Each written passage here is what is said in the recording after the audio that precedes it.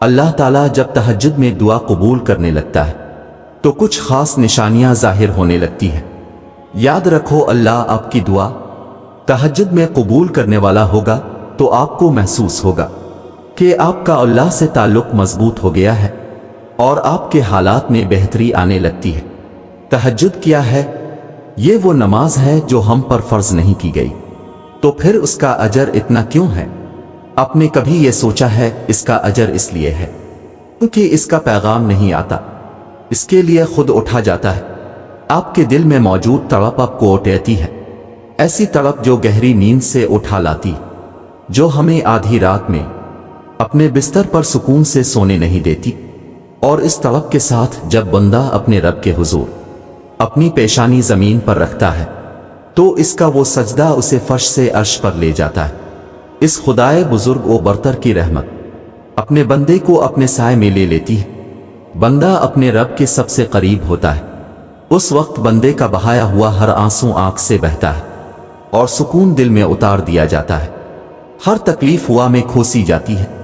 اس وقت رب اتنا قریب محسوس ہوتا ہے کہ لگتا ہے بس وہ ہمیں ہی سن رہا ہے۔ وہ ہمارے اندر ایک ایسا یقین پیدا کر دیتا ہے کہ اس نے ہماری مانگی ہر دعا کو قبول کر لیا ہے اور ہماری ہر خواہش کو صحیح وقت پر پورا کر دے گا۔ تہجد کا وقت خدا کی محبت کا عروج ہوتا ہے۔ تہجد بہت خاص ہوتی ہے، بہت خاص۔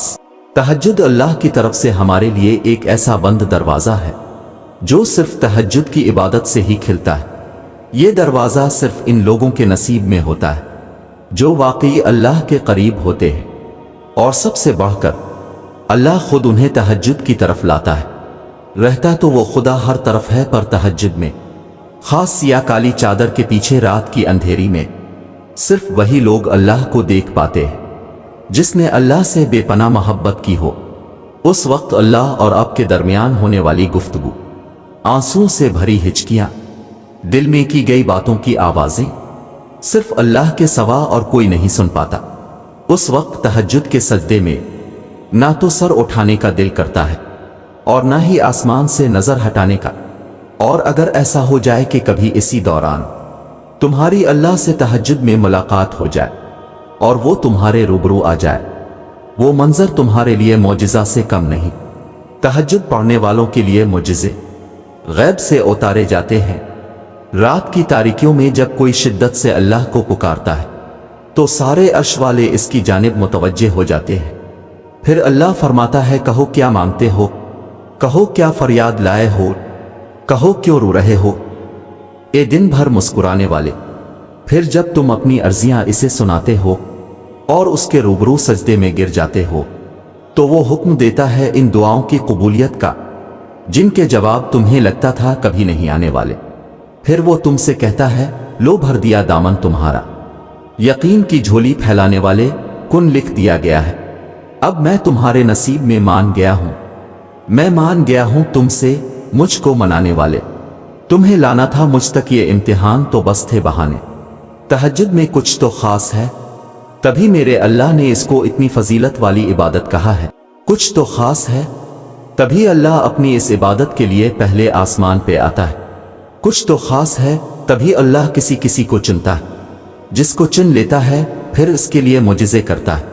تمہارا تہجد تک آنا ہی تمہاری دعویٰ کی قبولیت کی سب سے بڑی نشانی ہے، پھر تم کیوں اس کی دیری کو اس کا انکار سمجھتے ہو؟ تہجد اللہ کی طرف سے دعوت نامہ ہے۔ جب اللہ کو کسی سے ملاقات کرنی ہو اور بات کرنی ہو تو وہ اسے تہجد کی لگن لگا دیتا ہے۔ جب یہ سارا جہاں خاموش ہوتا ہے، پھر رات کی تاریکی کے اس عالم میں خدا اپنے بندے سے ہم کلام ہوتا ہے، اور تب یوں محسوس ہوتا ہے جیسے شاہ رگ کی حدوں کو توڑے ہوئے وہ رب ہم میں سما گیا ہے، اور محبت کی کیفیت دوڑنے لگتی ہے۔ پھر میرا رب فرماتا ہے، مانگ مجھ سے میرے بندے، تو نے جو مانگا میں نے دیا تجھے، مگر تب اللہ کے سوا کسی کی طلب ہی نہیں رہتی، اور پھر طلب اللہ کی ہو اور وہ نہ ملے، ایسا تو ممکن ہی نہیں۔ تہجد کا آغاز انسان سے تو ہو سکتا ہے، مگر اختتام صرف اللہ ہے۔ دل میں اوٹیتی ہوئی مسلسل تکلیف جب رات بھر جگائے رکھتی ہے تو روح کی بے چینی اللہ کے روبرو لا کر کھڑا کر دیتی ہے۔ پھر کچھ درد سنایا جاتا ہے، اور دا کے لیے बेजान हाथों को उठाया जाता है।